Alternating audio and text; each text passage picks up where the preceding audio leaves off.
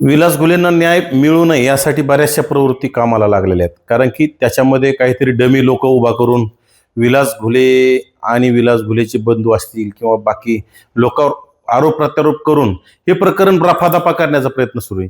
कारण की यामध्ये काय झाले, कोणी कोण्या पक्षात असेल, परंतु बजरंग सोनवणेला वाचवण्याचा सगळ्यांनी बजरंग सोनवणेच्या मुलाला बजरंग सोनवणे त्याच्यातून वाचवण्याचा केविलवाना प्रयत्न झाला होता. सुरेश धस भाजपचे आमदार आणि ती वकिली करताय बजरंग सोनवणेच्या मुलाची. मनोज जरांगे वेळोवेळी सांगताय किंवा म्हणजे आम्ही जातपात पाहत नाही, आणि आज त्या विलास घुलेच्या कुटुंबाला मनोज जरांगेंनी भेट दिली नाही, सुरेश धसांनी दिली नाही, किंवा ह्या भागामध्ये आपला रोहित पवार आमदार रोहित पवार ह्या भागात येऊन सुद्धा त्यांनी त्या कुटुंबाला भेट दिली नाही. आणि त्यांनी सुद्धा त्यांच्या त्या सुसुताई त्या सुद्धा या भागामध्ये आल्या आणि कुठतरी बजरंग आप्पाला आमच्या गुतावल्या जाते, बजरंग आप्पा चांगला माणूस आहे. म्हणजे पोलीस प्रशासनाच्या पुढे ही एक पाऊल टाकल्यासारखं बोलायला लागले. म्हणजे सगळ्या चौकशा सुरू आहेत, त्याच्यामध्ये SIT लागली आणि जरांगे नावाचा बिंडोक तो त्याच्यामध्ये काय म्हणला, किंवा आता त्या सौरभ सोनवणेची SIT चौकशी झाली, 4 तास झाली ना, आता त्याच्यामध्ये काही निघलं नाही. म्हणजे जरांगे काही SITचा प्रमुख आहे का, जरांगे काही SITचा त्या सदस्य आहे का, किंवा जरांगे त्या भागाचा पोलीस अधीक्षक आहे, जरांगेला हे कसं काय माहीत झालं. म्हणजे कुठतरी प्रकरण प्रेशर करून दडपण्याचा सगळा प्रयत्न आहे. विलास घुलेला न्याय मिळालाच नाही पाहिजे, कारण की त्याची जात पाहून त्याला टार्गेट करणं सुरू, मेल्याच्या नंतर सुद्धा, म्हणजे त्याची हत्या झाल्याच्या नंतर सुद्धा त्याला जातीमुळे टार्गेट करणं ह्या लोकांकडून सुरू आहे. आणि फक्त इकडे म्हणायचं आम्ही जात बघत नाहीत, पात बघत नाहीत. खरं तर त्याच्यामध्ये एकूण महिला कदमबाई नावाच्या एक महिला त्याच्यामध्ये आल्यात, त्या सुद्धा असं बोलताना त्यांची आपण जर मुलाखत बघितली, एखाद्या युट्यूब चॅनलने घेतलेली त्यांची मुलाखत, त्याच्यामध्ये सातत्यानं त्यांचा असं कन्फ्यूज विषय, काय बोलायचं आणि काय नाही बोलायचं, तारखाचा मेळ नाही, काय बोलतात त्याचं मेळ कळत नाही. म्हणजे सगळं स्क्रिप्टेड असल्यासारखा विषय वाटतो. त्यामुळं त्या कदमबाईची सुद्धा SITने चौकशी केली पाहिजे आणि त्याच्यामध्ये विलास घुले दोषी जर कोणी असेल तो विषय वेगळा, परंतु कुणी असा अचानक बाहेर येईल आणि त्या सौरभ सोनवणेला वाचवण्यासाठी बाहेर काढल्या बी जातील ना, कुठेतरी सुपाऱ्या देऊन सुद्धा बाहेर काढल्या जातील. कारण की हा इतिहास आहे, एखादं प्रकरण दडपण्यासाठी महिलांना समोर केलेले अनेक प्रकरण आपण बघितलेले, आणि त्यातूनच हा चाललेला खेळ आहे. आणि त्या कदमबाई आजपर्यंत त्यांनी तक्रार का केली नव्हती पोलीस स्टेशनला, आजपर्यंत त्यांनी कधी हे बोलून दाखवलं नाही, कुठं कोणाला पैसे न्याय मागितला नाही. बजरंग सोनवणे सांगितलं. राहिला विषय, ज्या कदमबाई म्हणतात तो ST समाजातला, महादेव कोळी समाजातला जो तरुण आहे माने नावाचा, त्यांनी त्यांच्यावर अन्याय केला, अत्याचार केला.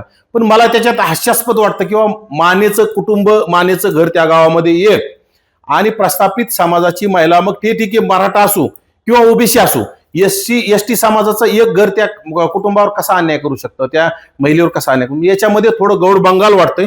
त्यामुळं SITने त्या कदमबाईची चौकशी केली पाहिजे, त्याच्यातून दूध का दूध पाणी का पाणी बाहेर आलं पाहिजे.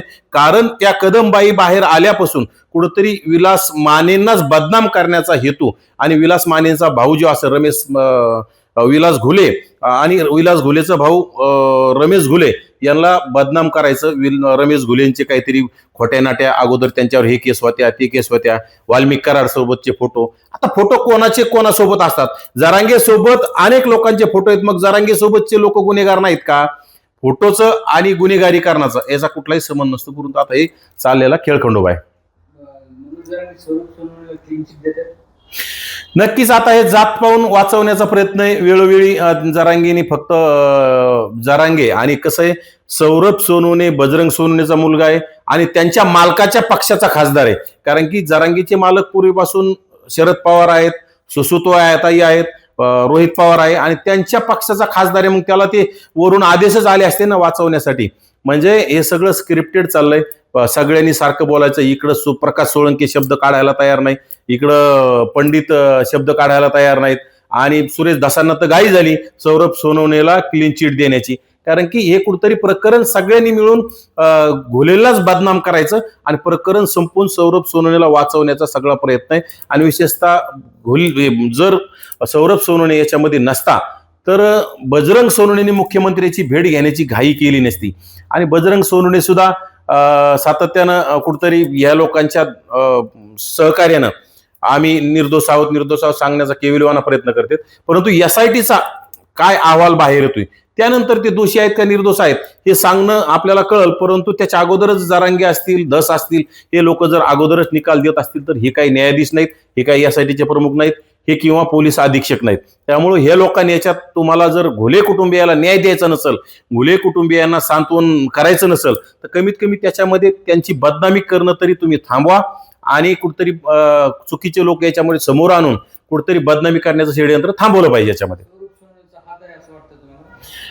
आता हात आहे नाही, परंतु त्याच्यात सगळ्या घुले कुटुंबियांचं म्हणणं आहे की सौरभ सोनवणे त्यांना पळून जायला गाडी दिली, सौरभ सोनवणे त्या उनवणे नावाच्या पोलीस निरीक्षकांना फोन केला आणि तो उनवणे सातत्यानं बाहेर येऊन कुणाशी बोलत होता. त्या उनवणेची सुद्धा सीडीआर तपासली पाहिजे, सौरभ सोनवणेची सीडीआर तपासली पाहिजे. आणि सीडीआर तपासून एसआयटी चौकशीचा अहवाल बाहेर आलेलाच नाही, त्याच्यातून आपल्याला सातत्यानं कळलं. आपण काही विनाकारण तर सौरभ सोनवणे त्याच्यात नसेल तर अटक करा म्हणणार नाही, त्याच्यात नसेल तर त्याला बळजबरी आरोपी करा असं म्हणत नाहीत.